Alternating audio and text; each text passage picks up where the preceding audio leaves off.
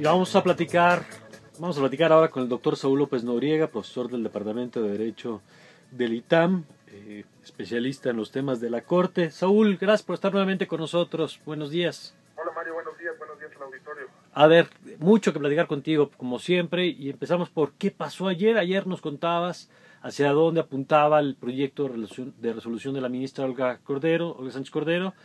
¿Y qué pasó? Bueno, pues creo que fue un escenario que la verdad pues muy pocos previmos.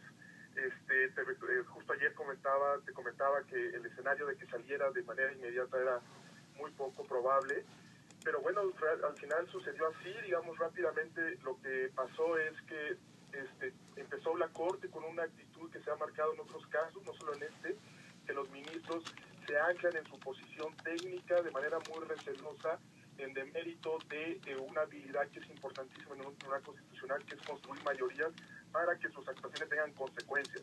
Más allá de que podamos criticar la consecuencia, en este caso la liberación de Cassés, pero digamos, al momento en que inicia el COSIO, rechazando el proyecto de Sánchez Cordero, aunque sí considera que hubo violaciones de derechos y que era importante otorgar el amparo, que consideraba que era necesario otorgar el amparo, lo que comentamos para efectos, para que regresara a otro tribunal.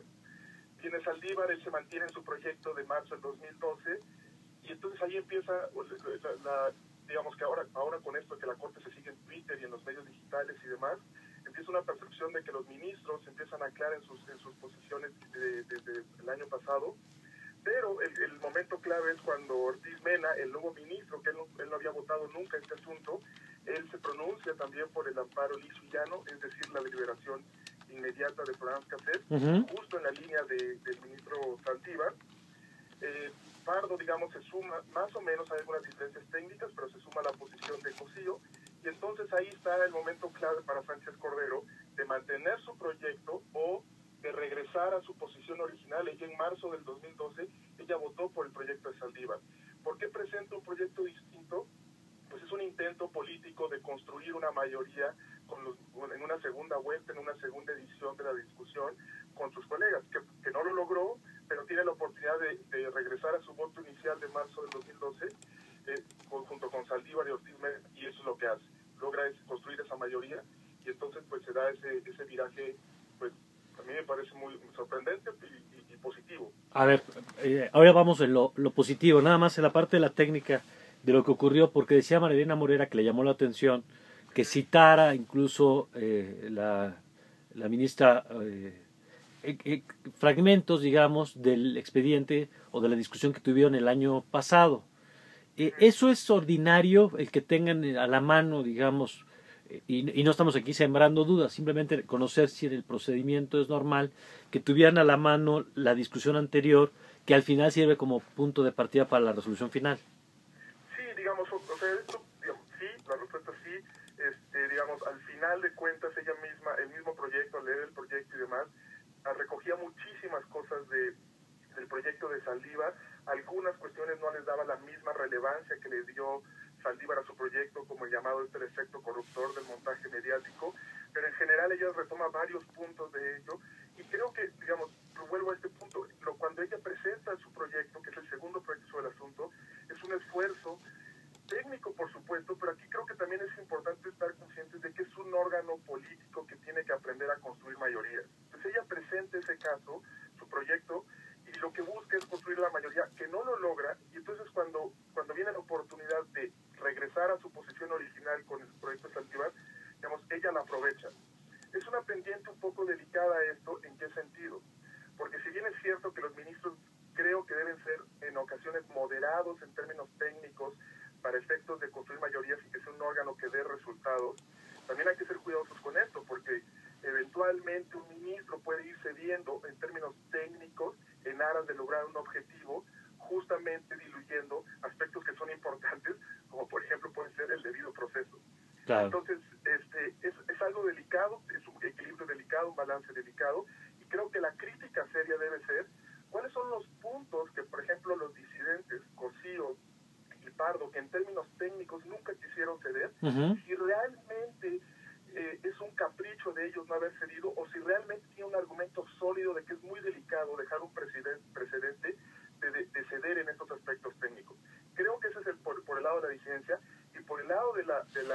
digamos, de la mayoría, si algunos aspectos técnicos que sí se dieron para efectos de dar esta mayoría, de dar este resultado, si está dentro de un margen de interpretación que podemos decir válido, que esto siempre es discutible, pero digamos válido, permitible, o si, digamos, si dieron un salto muy riesgoso al dejar un precedente de interpretación de términos o de aspectos técnicos muy ligero o muy laxo. Creo que ese es el criterio serio para evaluar. Personalmente creo que la mayoría hizo bien, digamos.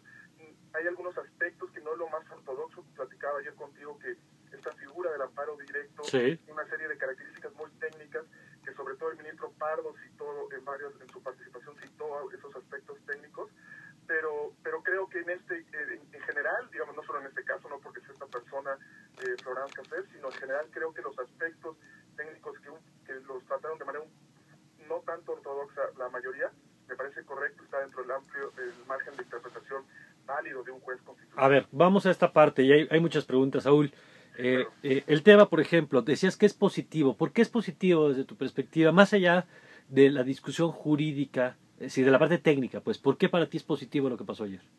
Creo que es positivo, y aquí, irónicamente, también voy a hacer una crítica a la Corte, porque creo que en las sentencias de un tribunal constitucional, más allá del resultado concreto de las partes, aquí, digamos, pues está Florence Cassés, que por supuesto a ella le benefició muchísimo esta decisión y demás, y algunos están muy molestos, etcétera.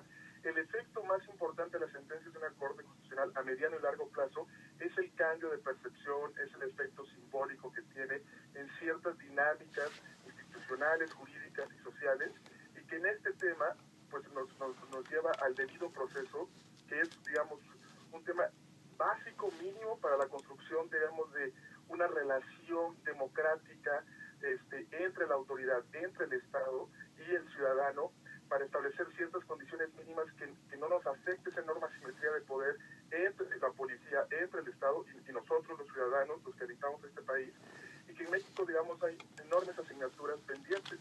Entonces, creo que esa es la relevancia de este caso, elevarle el costo altísimo a las autoridades en términos de decir, si tú no haces tus investigaciones, aprehensiones y demás etapas de manera adecuada conforme a los derechos de presunción de inocencia, en este caso de aviso consular, etcétera, el costo es que se te puede caer una investigación, se te puede caer una acusación. Y creo que eso es importante en términos de incentivos para que la autoridad vaya midiendo esos costos. Ahora, ¿qué es la parte negativa de la para la CB40 Callar Seda Figueroa, caso Monex? Todavía la Corte no emite ni un comunicado de prensa explicando la resolución, explicando la importancia de la resolución, explicando los aspectos técnicos que se interpretaron en un sentido u otro. No ha habido absolutamente ninguna respuesta en esos términos, y está dejando ir un aspecto que es parte de su responsabilidad, que es el efecto pedagógico de sus acciones. Claro. A ver, pero dos consecuencias de esto que estás diciendo. Uno, si se lleva mal un proceso hay consecuencia en términos de justicia, porque a lo mejor alguien queda culpable y puede quedar libre. Pero ¿qué consecuencias hay para quien llevó mal el proceso, que lo decía Mariana Morera también hace rato, para quien integró más un expediente, para quien hizo una aprehensión o retuvo a una persona detenida durante varias horas? ¿Qué pasa en esos casos y quién se encarga de sancionar a quien integró mal? Porque si no, parecería que la única que pierde es la sociedad.